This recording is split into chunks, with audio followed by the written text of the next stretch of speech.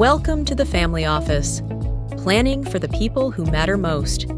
The biggest thing for me right now to jump into it is just the blockade now, what's happening here. And I don't think a lot of people, again, I think a lot of people underestimate Trump, and a lot of people think like the game is over, and it's like, and I just keep going back to the fact that everybody is thinking in the old world playbook. And you can't think in that anymore because Trump is dismantling that. And that's exactly what's going on right now. And they blinked. They absolutely blinked. Iran blinked. You see I mean, I don't even know what it is right now, but as of the time of this recording, let's see what the price of oil is right now, Len. Price of oil is at $86.92 a barrel. So not only is it under 100, it's down $15, $16 now in the last week since the blockade has been happening. What's going on? What's your thoughts on this? Because it's working. And I thought it was cool. I know a lot of people don't think this is cool. I think it's cool, but the video of the destroyer firing at that ship this morning or whatever it was, I mean, you just got to kind of look at that and think things are happening. I mean, things are happening and the price is coming down. So I don't know, man. Is this the checkmate scenario that I've been telling you, the off ramp, or are you going to find a way not to be happy about this? Is what I'm asking. Okay, so it's so funny how two people can look at the same thing and come up with different outcomes and different ways to interpret what's going on. Okay, so you talked about the $86 for oil. That's a very good thing. I think, though, when you look at oil prices, it's a very volatile commodity right now because of the level of uncertainty. And I think it's also a lagging indicator because the ceasefire was called last week. And what happened is there was a semblance of the ceasefire outside of Israel firing on Lebanon. But here's the problem. When you look at the Strait of Hormuz, the whole purpose of the ceasefire was to get the oil flowing again. And if you look at the number of ships that are going through prior to the war, there were between 80 and 110 ships that would go through every day, depending upon the day and depending upon the source that's reporting the information. Now there's anywhere between 5 to 15 going through a day, which means essentially the Strait of Hormuz is still closed.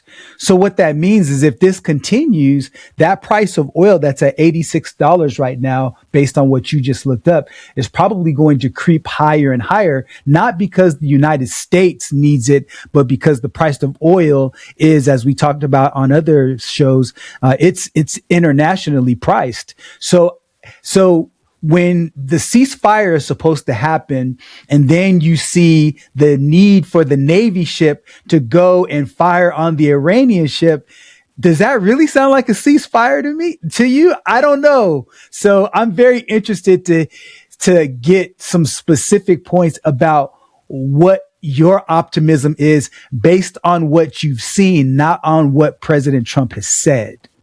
So I'm not even going off of what I hear. I'm going off of based off what I see. And what I see is the price of oil going down. Okay. So if the price of oil is going down, and by the way, the fact that we have to have a blockade just kind of tells you the fact, it just further illustrates the point of what we've been seeing and what everyone else is, the justification, I guess. We have a ceasefire and Iran is already going back on their word. I mean, that's really realistically what we're seeing here, because Trump shouldn't have had to put a blockade in there, right? So everyone's saying, well, the Strait of Hormuz is still not the traffic. And that was a big problem since day one. As soon as that treaty or whatever you call it, that ceasefire was signed, as soon as that was done, the ink wasn't even dry and they were already playing games in the Strait. Like the Strait was already, they decided already to go to Strait 1 because that's their only leverage point. Iran knows they're in a corner now, Len. They only have one leverage point, and that one leverage point is the Strait of Hormuz. They know this, right? So the fact that we have to put a blockade should make everybody on the counter, I would believe, think, oh, wow, look at that. We gave Iran a chance. We gave a ceasefire, and immediately before the ink was even dry, they started playing games in the Strait. And this doesn't even really affect America long term. We all know that. In fact, it actually pisses them off more because I think they see all the ships. Like, what was it? 100 and some odd plus ships are on their way to America to buy oil from us now. And that's exactly the point of this. I think of this strategy long term, Len, was to create this type of effect. But again, it's chess. I mean, it's chess. It's a game of chess, and Donald Trump is playing this game masterfully, and Iran and the rest of the world completely stepped into that checkmate. Because what are you going to do with a Navy blockade there? Because and how can you justify closing the Strait of Hormuz if that was a condition in the ceasefire? So that's where I'm kind of looking at it and I'm going, oh, wait a minute. We had what I'm happy about pragmatically, Len, is number one, the gas prices are coming down. Number two, and I know volatility is volatility, but come on, like that's a big drop because of the blockade. I mean, that drop happened because of the blockade. That's not, we can't take that away from that. And number two, I'm happy because there was a backup plan, because in previous administrations, Len, and you have made it, and you have pointed this out eloquently, Len, like you have made a very strong case on this previously, is that in past administrations, especially specifically to the Middle East, when we go in there, it's absolute garbage. Well, the fact that Trump and company had a backup plan and was able to do it that fast, that makes me feel good. That makes me feel good. Okay, so let's look at some facts, okay? So before the war, gas was between $67 and $70 per barrel. After the war, it went up over $100 per barrel and flirted up and below that $100 mark. So to be optimistic about the fact that that oil is now at $86 a gallon, if you really look at it, that means that it's about $20 per barrel higher than it was before the war started. Now, factor in the fact that the United States and Israel preemptively went and struck Iran, which made the oil go up. So to applaud the fact that it's at $86 a gallon $86 a barrel when it could still be around 67 to 70. I don't know how much that's worthy of praise. Other point is that when you look at the blockade itself, okay, before, Iran did not realize they had a strategic play with the Strait of Hormuz. They theorized it because they've been war gaming this since 1979, but they didn't know if they could execute an actual closing of the strait. This war allowed them to see the actual leverage they really have. And here's another point, is that when you look at the other European countries and you look at the Middle Eastern countries like Saudi and Qatar and all of those places, what this blockade has shown is that there is a potential gradual shifting that's taking place right now that wasn't happening at the same rate of speed before the war. Let me explain what I mean by that. So the idea of a world order, people don't really understand what that is. Really what it is a pecking order of which countries are supreme militarily, economically, and so on and so forth. And so you had the United States that was bar none number one, and then China was a distant second. But now what's happening, now that you have Iran that has this chokehold on the Strait of Hormuz, other European countries and other Middle Eastern countries are going to have to take another look at China and at Russia to see if it makes more sense to be in bed with them versus the United States, because Trump is distancing himself from the entire world.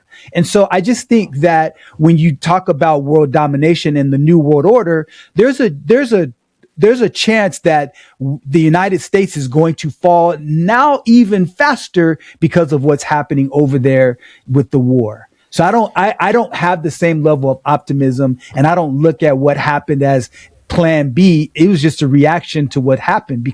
And the last thing that I'll say is this: there was some leakages. I don't know if you heard about it. It came out relatively recently that the generals, when they were going to plan to extract those Air Forcemen that were fallen over in Iranian territory, they had to keep President Trump out of the real-time actions because of the way that he was interfering with the operations. And so I don't think he's playing chess quite the way that you're suggesting, but I'll stop there and I want you to jump in and give me your thoughts, because I want to also, because we talked about Europe, I want to talk about NATO as well.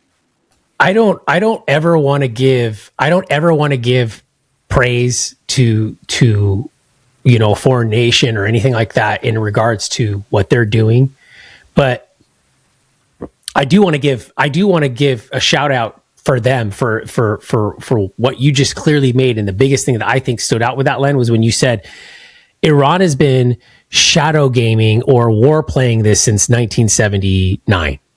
So what you're telling me is that they've had ill intentions since the beginning. They knew no matter what, America was going to invade them since the beginning. They thought this was going to happen. They didn't think any way possible there was going to be any diplomatic relationships. They weren't even preparing for that from the get. Like, that was their mindset. That's telling to me, because if you feel that they were preparing or know it factually, I don't even know if it's facts, but I'm assuming it is. I would argue to say it is factual that they had probably been preparing for this since 1978, 1979. Isn't that telling of just the who they are? Because I don't think America wakes up every day and thinks, well, we just want to go and murder the rest of the world and say death to a certain country every day. I don't think we wake up with ill intentions like that. I don't think we make policy or draft policy around that. And when you said that just now, I'm like thinking, holy moly, that's a powerful point. I don't know why I didn't say that point. They've been preparing for war since day one. This is a violent culture. This is a violent regime, Len. So why would we celebrate, or why would we not? So that's that. Like, that's my first thing. But I don't see it going that way. I don't, when you're saying like, oh, they're going to go embed in China and Russia, and they're going to look at that. No, that's NATO. NATO is going to do that. NATO would do that because NATO has done that, right? There's a video clip of Trump questioning somebody. It's a prime minister of one of these NATO countries. And he's saying they want protection, right? They want protection from the US, but at the same time, they're buying oil from Russia. So how can they get protection from, and Trump calls it out, and it's like, dang, that's hardcore right there. Like that's really, really hardcore what he just said there. And that's really the difference between having an American president like we have right now. And then the last thing is this, and I'll throw it back over to you. The other thing is everyone forgets that's never going to happen. Like when you say, oh, they'll just go make a deal with China or Russia or someone else. That's never going to happen. You know why it'll never happen? Because we always tend to forget. And this is where America has an edge. Excuse me, Len. Everyone in my house is sick. Oh, good. Man. Again, like the third or fourth time. If you have kids, you know what I'm talking about. So it's like, it's always going around. So, and I have four different schools. So I'm getting like four different, like my house, if you scientifically experimented in it, like I'm serious, like Pfizer should pay me to lease like air or something out of my house. Like they make a killing out of my house with the amount of the Petri dish. But here's the biggest thing, Len, that everyone fails to understand when we're measuring this. They're not going to get a better deal with China, and they're not going to get a better deal with Russia, because you're dealing with countries that aren't capitalist countries. And at the end of the day, regardless, it's human nature. Everyone wants the best deal possible. That's why Donald Trump's so successful. He always is a deal maker. He wants to get the best possible deal. So these countries, when you think that they're going out there and they're looking at their options, Len, to do business with, you honestly think they're going to want to do business with the CCP over America or do business with Russia over America? It's exactly why the petrodollar and the gold standard, or not the gold, the reserve currency, because people bank on the morality of America because it's stable. Because regardless of what these NATO countries think and say and act or not think, but act like and say, at the end of the day, everyone knows that the morality of capitalism, and you said it again, Judeo-Christian values, that creates predictable stability. And that's what people want, because you can't build civilizations on unpredictability. You need predictable systems. And that's why capitalism works. That's why America is the behemoth after 250 years. Well, I think that the predictability that America once had is no longer the same, because the president is, by virtue of his deal making, unpredictable. For example, the previous presidents, you can say whatever you wanted about them, good, bad, or indifferent. There was a good relationship between the United States and their allies. That relationship is on shaky ground. Now, we can talk about the merits of the relationship and all of that, but the reality is that, to your point of predictability, it's not so predictable right now. But let me be very clear about what I mean by realigning their allegiances. I don't believe that the European countries and the OPEC nations in the Middle East are lockstep going to move away from the United States. I don't believe that. What I am saying is that if we continue to march down our current trajectory, they are definitely going to exercise or look at their different options. Why do I say that? The United States right now is creating instability, and so is Israel, throughout the Middle East with this war. And so because and what I mean by that is that when you look at oil and you look at energy, fertilizers, liquid natural gases, all of these different natural resources that travel through the Strait of Hormuz and, the Red Sea and all over there in that area, because people don't know what's going to happen, they're starting to have to ration the amount of oil they're distributing and all of that. That's all instability. So when you look at instability of the United States versus when you look at what's going on with China, your default is to say, well, they lack humanitarian, a humanitarian government and all of those things. You can make that argument, but China isn't an aggressor on the world stage. China is starting to look like the parent in the room. And I don't mean that to like poo-poo the United States and to talk trash about the country that I live in, but that's just the reality of what's happening right now. You can't say that China has acted outside of their borders in aggressive manners. They've been very cordial. They've been very, forthright and all of those things in their dealings with other countries. Why? Because they want the yuan to be the world's currency. So they have a vested interest in acting in a way that would attract other people.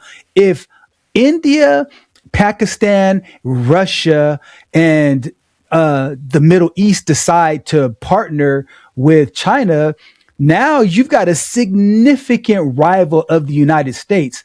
And as the European countries, if something like that were to start happening, it starts to make the United States go from being the obvious number one choice, reigning supreme in every area, to saying, you know what?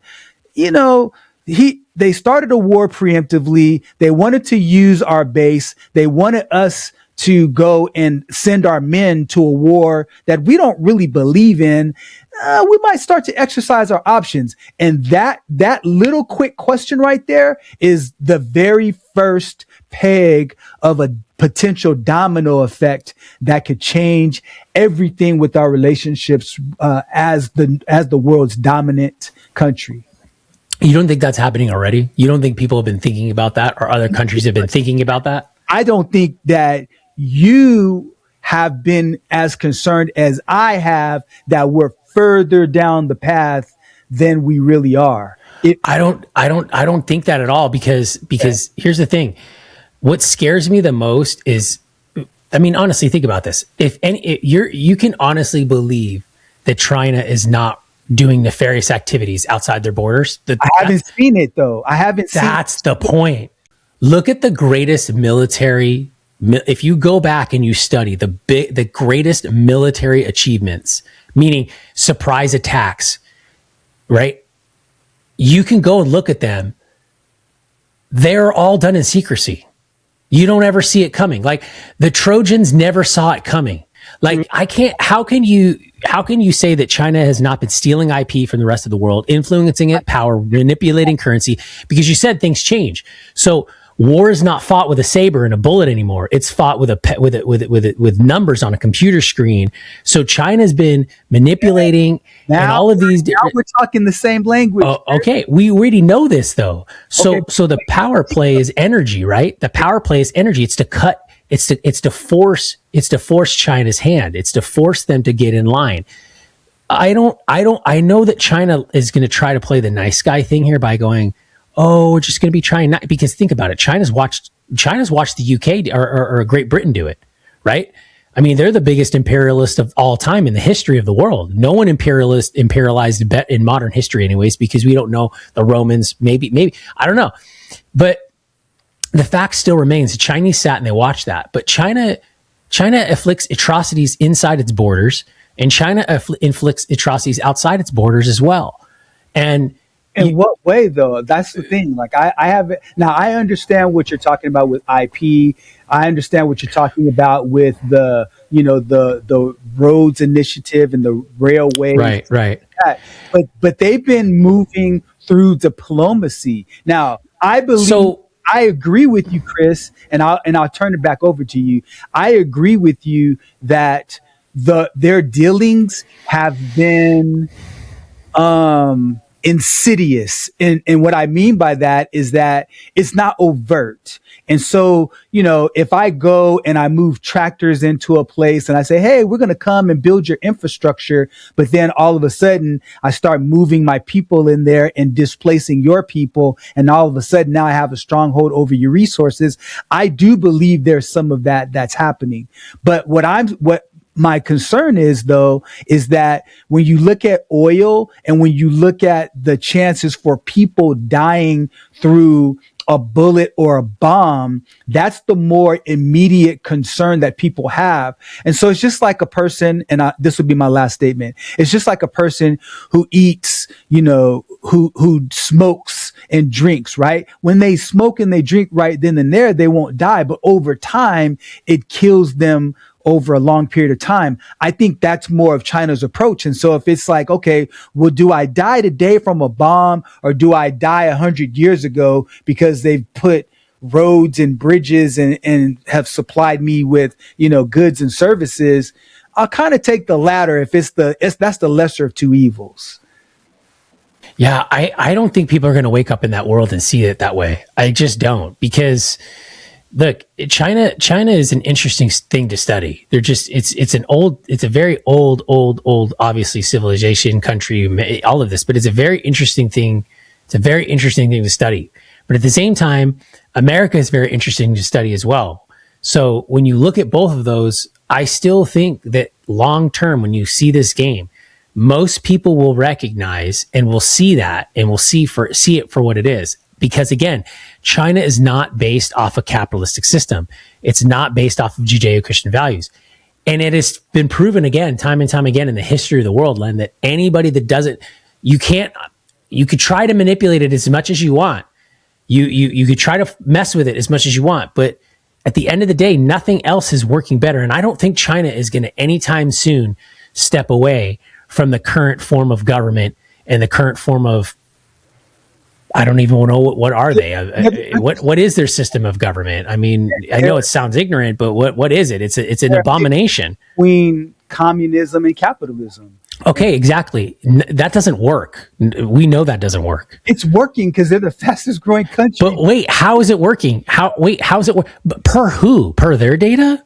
Whose data tells you this, Len? Okay, look around your house, and out of every 10 items, you look. I get that. Many of them say China, and when I traveled to Africa, I saw the same thing. When I traveled to Europe, I saw the same thing. China is the world's manufacturer, and so for now, I understand. For now, everything has to change. But what I'm saying, though, Chris, is that I think that you're grossly underestimating China. Just like in our previous podcast, I was saying when this whole war started back in February, that you're grossly underestimating Iran. Right. And I think the same thing's happening. And so I do want to change gears unless you have anything else that you want to add. And I want to talk about NATO, but yes, to do that, is there anything else that you want to add before we transition? I don't. I just think it's going to be very interesting to see that, because again, at the end of the day, I don't think they've got what it takes to go that long distance and innovate, because in order to innovate, you would have China, because China, and no doubt about it, Len, I'm not taking anything away from China. No, I'd be a fool to not recognize that GDP growth. And there's some real stuff happening there. I mean, clearly they manufacture everything. I mean, we know this. And we've talked about manufacturing and how I feel about it, and why I think America shouldn't have done what they did. And we've done that. But at the end of the day, all of this is getting ready to change again.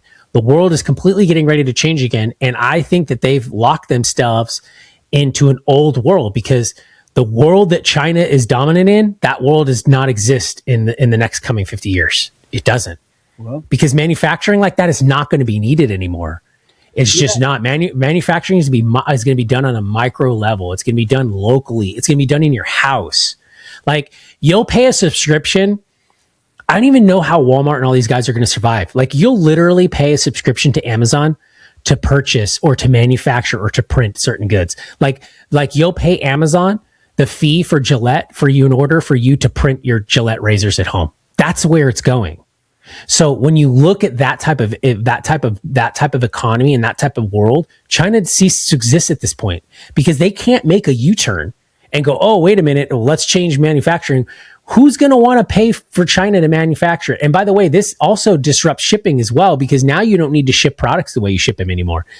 Yeah, but you need raw materials, though. In order to make products, you've got to be able to distribute those things. Yeah, you're going to get those raw materials. I agree with you that those changes will happen, but I think they're going to take longer than you anticipated. Just like we thought we'd be in the age of flying cars by 2026 when we definitely did. But more importantly, let's talk a little bit about NATO, because NATO is like one of my favorite things to talk about.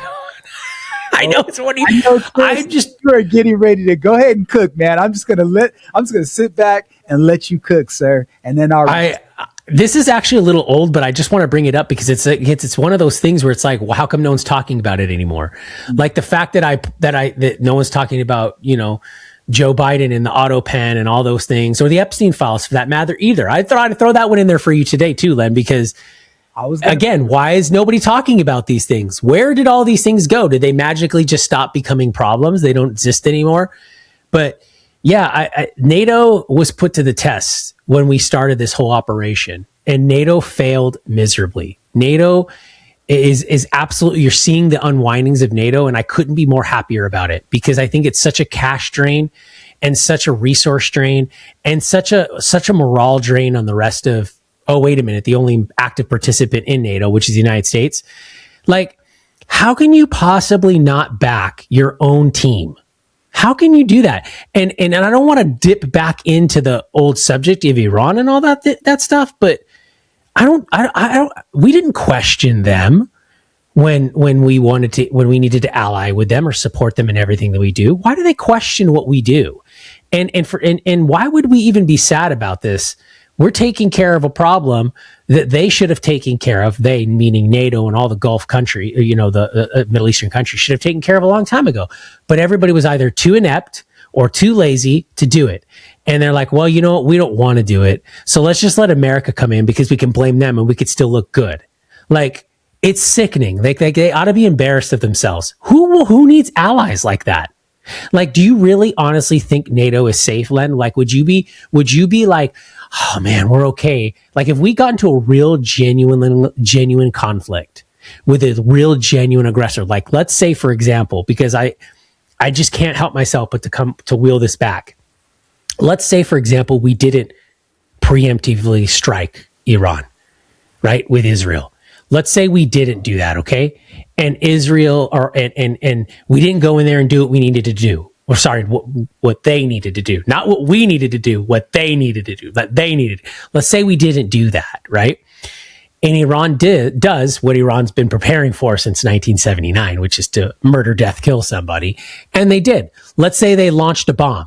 Or let's say they tested a ballistic missile and it went sideways, like, because North Korea does that crap all the time. The difference is North Korea can go sideways into, the sea.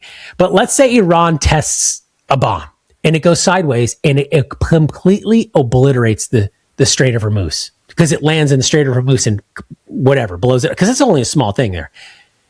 Okay. No, the good thing is we didn't really kill very many people, right? But the bad news is now the strait's closed indefinitely. Okay. Well, now what? Okay. See, that's the problem. That's the problem. So then they're like, wait a minute, we're not going to look at that argument at all or think that way. We're just going to wait for them to do something.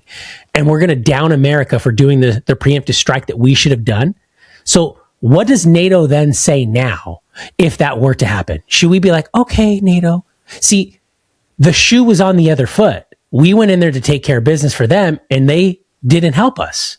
So why do you feel in any way confident that if we got in, now there's a real conflict now, Len, right? Like there's a real conflict because Iran just bombed the Strait of Hormuz and launched a nuclear weapon and there's nuclear fallout and the prevailing winds are blowing into India. You're talking hypothetically, of course. Yeah, hypothetically, because we all know Iran's been planning that since 1979. We everybody knows that. So that does happen. Are you at all confident about the backing or the help we're going to get from NATO if we now have to step in? And what do you think? What doorbell, email, snail mail, door knock, whatever chain of delivery, Snapchat, whatever, is going to get lit up first for help? Is it going to be London, France, Spain, Germany? No, it's going to be the mother USA. And you know who's going to answer? Donald J. Trump. And he's going to go, well, you should have made a deal. And that's what I would expect him to say. But the reality is that we're a caring nation. And we said, look, guys, we don't want this to happen to you. So we went in there and we preemptively struck them. And NATO, as a result, showed their true colors. So the fact that they did this to me is just further showing that NATO is about to collapse. And not because of the United States, but a new alliance will be made. I'm sorry, Len, I went long-winded on that. But no, how do you say, or how do you combat that? Like, how can you not think, how can you not be in alignment with that? Because to me, that's like the most likely scenario. Okay. So I don't disagree with everything you said. So what I want to do is I want to put my teacher hat on for a minute, just so our audience can really understand, because when we talk about NATO, like there is a history and a context, and I won't be long winded, but I want to paraphrase what talk about what it is that brings me to my point of view. So NATO started back in 1949 under a completely different set of circumstances. So in NATO, you have what's called Title V. And Title V says that if you attack one NATO country, you essentially attack everyone. So NATO was established based on a defensive posture. And the main concern NATO had was with the Soviet Union. It wasn't even Russia at the time, because this was way before the Berlin Wall fell and the Soviet Union broke up and turned into Russia. Because then you had part of Russia, the USSR was Romania, Bulgaria, Slovakia, so on and so forth, right? So these European countries were very concerned with Russia, and so was the United States. And so Russia was an existential threat to both of us. So both of our postures were in complete indirect alignment, because if Russia took over the European countries that we ultimately became allies with back after the Second World War, then their next act of aggression would be to come after the United States. And so we did not want that to happen. They're an existential threat, and they still are. Okay. So when Japan attacked Pearl Harbor, that's what brought us into the war. It's a defensive response to an act of aggression. So all throughout the history of NATO and our relationship with NATO, the United States took the number one position because we weren't the ones being bombarded during World War I and World War II. We were isolated because we were separated by the Atlantic Ocean. And so because of that, we had the luxury to be able to build and to be able to, make our military might known. Now what's happened is Russia isn't such the existential threat as it was before, at least not to the United States, but it is to those European countries. And so what happened is, where I agree with you, and I think this was a dumb strategic move on their part.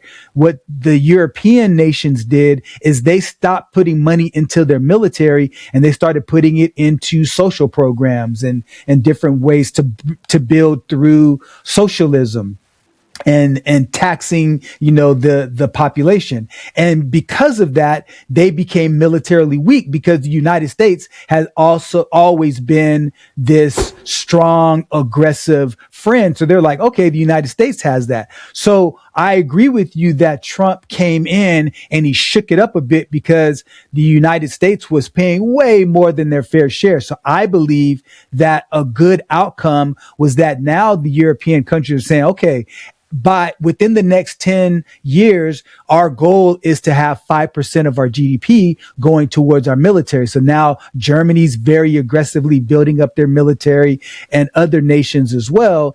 And so now, and the other part that I agree with you with is that there is no real need for NATO like there was before. So because of the fact that our alignments, our perspectives are out of alignment, we're not lockstep. We don't have the same interest anymore, because the world has shifted since 1949 in a big way. And so we've been, as a global economy, basing our relationships just because of tradition. And I think what's happening is this whole shakeup right now is changing all of those relationships. So that's why I agree with you. I think that the European countries, some are going to splinter off and stay with the United States. And I think some are going to go with Russia and some are going to go with China. And I just hope that Russia and China don't find ways to decide to completely get together with India, because now I think a lot of the world order would shift if those three countries decided to get together, because I think collectively their militaries would dwarf our military.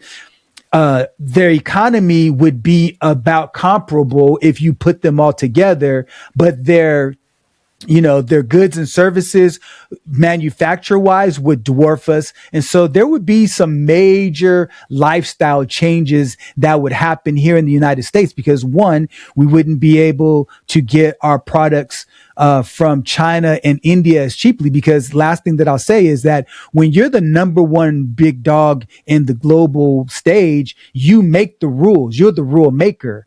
And so at that point, if those countries got together and NATO ceased to exist and it goes the wrong way, there is a world in which the dollar isn't the world's reserve currency and we're no longer the rule makers. I don't believe that will happen, but I believe that NATO breaking up puts that play into possibilities. Yeah, I agree with you in the fact that NATO's cooked. And that all the European countries are cooked. I think they're all cooked, and they all ought to be afraid. And that's exactly the point of Trump. They should be paying more diligence, or they should be practicing more diligence and respect to the United States, and they're not. And the biggest way that they disrespect the United States is by not even honoring their contractual obligation in the treaty, which is to fund it. Right? No, here. Okay, I got to jump in just so we can do a quick back and forth. Remember, NATO was based on a defensive posture. What Trump did is he's asking them to jump in based on an act of aggression. No, I mean talking about that. I'm not even talking about that. What I'm asking is, or what I'm stating is that they already defaulted on their treaty, but they didn't fund it. I agree. Yes. So from the get, it's been shoddy. So these guys have been shoddy since the get, right?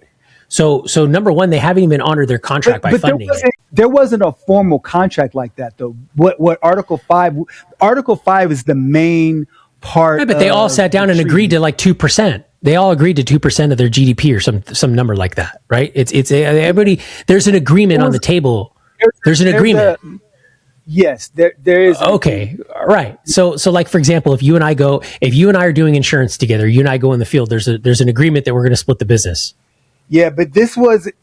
Yeah, I don't want to speak. I don't want to speak ignorantly of how contractually obligated people were to adhere to those? Because I know that Article Okay, let's just make it the honor system then. Let's just base it on honor. Okay. If you're like, okay, for example, this is exactly why communism and socialism doesn't work. All you have to do is look at NATO. Like if you want to see why communism and socialism doesn't work, just look at NATO. This is exactly why it doesn't work. And this is why people in America are so pissed off about NATO. At least I am. I think everybody should be, because this is our money going there. Mm-hmm. And they don't have to pay for anything. Like how, and then yet, but they get to manipulate their currencies. Right. And they get to break off and create new currencies and new central banks, and like the whole sham of the euro. That's a sham right there. That's like, if you want to look at shams, go look at the creation of the euro. That's a sham too. Right. So I want to give you some facts just while you're cooking, because this is good, Chris. So it says here that the total target is 5% of GDP annually by 2035 to go towards their military. The core defense at 3.5, at least 3.5 of GDP is dedicated to military personnel, equipment, and core defense requirements. Related security, up to 1.5 of GDP is allocated for protecting critical infrastructure, defense-related infrastructure, cybersecurity, and innovation. And so based on those facts, you're 100% correct. They have not been honoring their side of the deal. They've been sucking off the teat of the United States to become their daddy as it relates to. I don't even have to say anything else for the rest of the day. Like you said it so perfectly for me there. This is the point though, Len. Like how can you do business with somebody like that? How can you even believe anything that comes out of any of their mouths when their actions have already shown that you can't even trust them? It's the same thing. They're in the same category as I'm not going to say, I'm saying this, I don't know the word for this, but you're going to tell me what the word for this is. But they're in the same category as the Iranians. The Iranians went back on their ceasefire day one. NATO countries go back on their agreement by funding it day one. But there's a word for that. But you know what I'm talking about. Yes, they are, but they aren't. What's the word? You know the word. Just. Okay. So what's the word? How do you describe it? I want to know. What is that called in English? What is that called? I'll tell you offline what I think you're talking about, but it's definitely okay. But seriously, but how do you go? How can you even stomach that? How do you get that mad about that? How do you not kick up your feet on your lazy boy at the end of the day and go, hey, I'm working hard for NATO right now, while some guy named Macron is going to talk crap about you? And he's eating cheese and wine and traveling in a private jet and doesn't have to fund his own country's defense because you're doing it on your lazy boy. Like, see, you get what I'm saying? How does that not click in your back of your head and go like this? How do you not have a schism? No, I do. I don't like how the European countries are operating in NATO right now because they're not pulling their fair share of the weight. Here's my concern, because I don't disagree with you that they're not doing what they're supposed to do. My concern is that when NATO tears apart, like I agree that's going to happen. I am concerned about how the shakeup is going to ultimately turn out as it relates to the alignments, because right now, the way that NATO was, even as weak as they were, the United States was considered, the number one country as it relates to military, economic, and all of that stuff. And so when that whole change happens, I think it's going to trigger a reshuffling of the new world order. And I think it's going to be a different world order. And I think that the country that has the biggest chance to be on top, as I mentioned before, is China. I just see more migration towards them because of the fact that they're growing faster than everybody else. And so to me, I think we should reevaluate.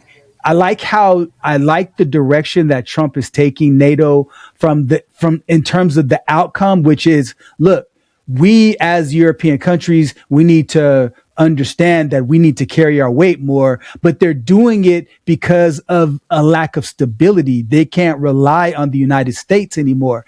And so while I agree that they should be pulling their fair share, I think I would hope that there would be a more diplomatic role in the shift, because last thing I'll say is that before, there has never been any shaking up of NATO. you've never had any of the presidents before Trump to say, look, we need to take a look at the conditions here. We're clearly in the driver's seat. And so here are some demands, or not demands, but here are some steps that we'd like for you to take to be more self-sufficient and more self-reliant. So collectively, we can be even more powerful, because if somebody attacks you, it's not because they're attacking you because they're scared of us. They should also be scared of you. While I may fight against you because you have, great weaponry, but I don't want to go attack a hornet's nest, even though they can't kill me. They would inflict a lot of pain. So I decided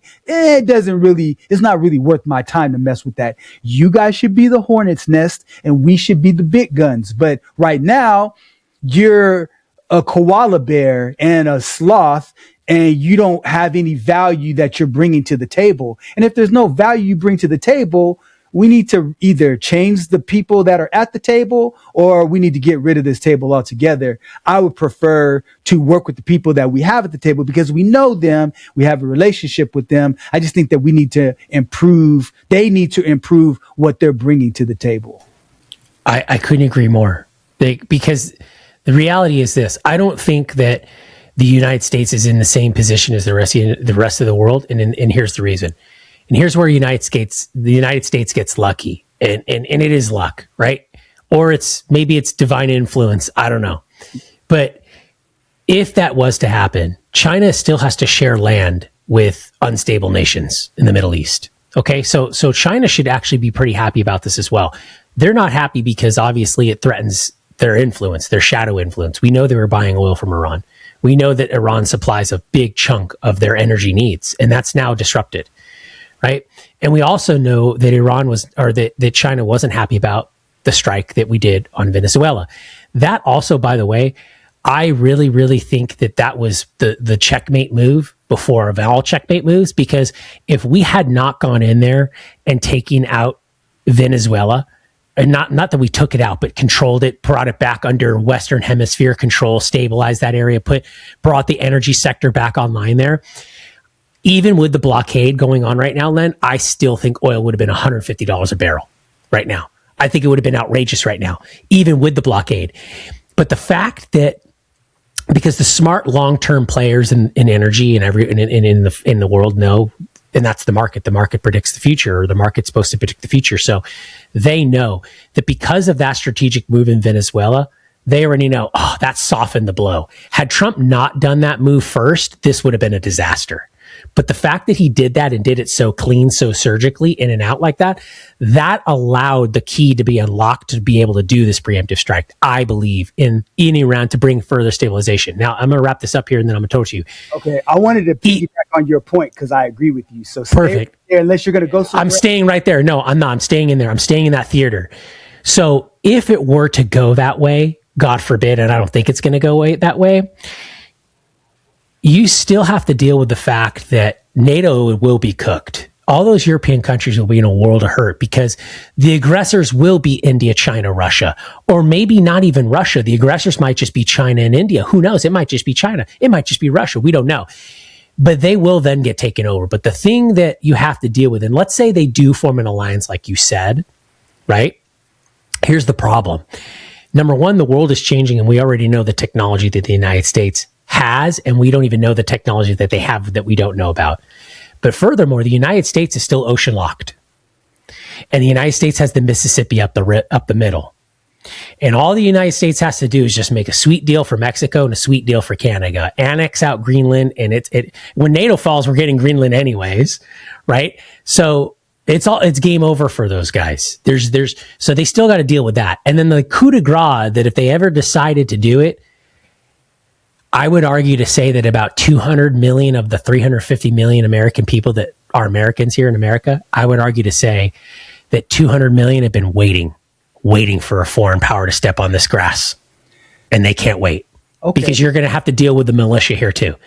And that's the same argument that Yamamoto had during World War II, why we couldn't invade the United States. It's the same reason again, but it's even like 100x. Now, here's the thing that scares me, and and I don't want to change gears, and I said I'd stay in the same theater, but here's the thing that ought to scare everybody more so: COVID-19. And I'm not going to jump on any conspiracies or anything like that or anything. And my point to that is this. What I mean by COVID-19 is that the real threat to people isn't nuclear warfare. It's biological warfare. That to me is the scary stuff, dude. Because you watch Resident Evil and all that stuff, like the Umbrella Corporation, that's the scary stuff. So Len, I'll throw it back over to you because I think that was the checkmate move was sealing Venezuela because that created market stability. That would have created an economic crash if we hadn't had that stability. And I think going back to your first comment that it was a little bit of luck involved. I think it was luck and strategy, but in a different way than I think you may be thinking about. This is what I believe. Just a theory. I'm just a random guy on YouTube. No, not an expert. What I believe is when the United States went into Venezuela and captured control over all of those oil reserves, because right now that oil is not investment grade. That's why Exxon and other companies said we can't invest in that right now. They've got to build refineries and all that. That's a long-term play. What I believe is that Netanyahu was looking at the global stage and said, okay, I know Trump is a guy who wants to have himself on the Mount Rushmore of presidents. I saw how quickly and easily they went into Venezuela, and I know what that did towards China because China was doing lots of business with the Venezuelans. So knowing that, and Benjamin Netanyahu knows that Iran, 90% of their oil pretty much goes to China. And we have an issue with Iran. So the United States has an issue with Iran. They just took out Venezuela. I'm going to pump into his brain the idea that they're going to have a meeting. I've supplied them with intelligence. 40 of their leaders going to be in the same place. We're going to be in and out of there in 2 weeks and we're done. And I think that the United States or Trump specifically felt like, okay, we're going to go in. We took out Venezuela. We're going to take out Iran. It's going to all be very easy. And that's the whole checkmate. The world is going to be back in alignment. Things are going to be good. We're not going to have any conflict. I believe that's how it went down. And so I believe that Netanyahu was the manipulator in this whole thing. Now, going to your point about biological warfare and COVID, I think that's a huge point because with the news, there wasn't one bomb dropped. There wasn't one fire. There wasn't one innocent kid that died that you can see under a pile of rubble. But millions of people were locked in their homes, did not even go out. Essentially, the entire world shut down because of words that people said. Now, that doesn't mean that COVID was not real. I'm not saying that at all. But so many, what you're saying, I agree with you. If they take biological warfare to the next level where they can create something, I don't know who they is, but whoever they is, the bad actors of the world could make something airborne. I think the reason why we collectively decided not to do that, because there were like the Geneva Conventions of the world and stuff like that, where the world leaders got together and said, look, we're not going to do this because it's not in our best interest. Because if this gets out of hand, our families could die. Everybody could die. So we need to chill and cut back on that. But I think COVID was just a small example of what possibly could happen. So, and that having concerns about that really has an effect on one's mental health, because you had a lot of people that had cabin fever during that time. And, speaking of mental health, I didn't segue that perfectly, by the way. I didn't plan that at all. It didn't happen that way. I promise. Man, so it's perfect. But I am the wrong color for basketball, but I mean, it's all good, Len. Oh man, rookie of the year, bro. Like, I think I don't follow it. So is that true? Like you're giving my hopes up right now, or what? He's gonna be the rookie of the year, man. And is he a white guy? Yeah. Shut up. When is that the last time that happened? Larry Bird? Man, there's a lot of good right now. Nikola Jokic is the best basketball player in the NBA, and it's not even really a dispute. He's from he's Eastern European. Luka Doncic. I'm horrible. I don't follow any sports. Yeah, man. I don't follow anything like that. Great in basketball right now. There's not a lot of them, but the ones that are there are crushing it. Like, for real. We didn't talk about this or even going to talk about this, but I don't even think NBA is that popular right now. Is it? I mean, it's kind of had a falling off. Like NBA like peaked like right around 2008, 2009, right? Yeah, it's still very popular in the US. In fact, it's more popular globally, but relative to the NFL, basketball is definitely fallen, but it's super big. It's still bigger than baseball, still bigger than hockey for sure. It's so crazy. It's much bigger than soccer in the US. But I always enjoy having conversations with you because we don't agree with each other, but we give each other the space to at least try to jump into each other's world and understand their perspective without trying to put them down. That's what this platform is all about, man. So I've always wanted to tell you, man, that I appreciate the conversations that we have because it makes me better. I just hope that other people could see it and be inspired by it and be like, all right, cool, I can have a conversation about this too. And maybe just document it like we're trying to document it here. So that's always a good thing. Absolutely. Well, until then, if you like this type of content, like, subscribe, go ahead and drop a comment. We'd love to hear from everybody as well. As we evolve here, Len and I are becoming pros now. So we feel like we're getting there. We're inching our way towards that. And our philosophy has always been to just kind of move methodical with things. So, but as we grow and develop, we're looking forward to that. Absolutely. Len, we'll see you in the next one. Have a great week, sir. All right. Have a good one. Bye. Conversation has given you clarity on your next steps. Please share this episode with someone who's walking the same path. Don't forget to like and subscribe so you won't miss future episodes. And remember, planning ahead isn't just prudent, it's an act of care. Thanks for joining us, and we'll see you next time on The Family Office.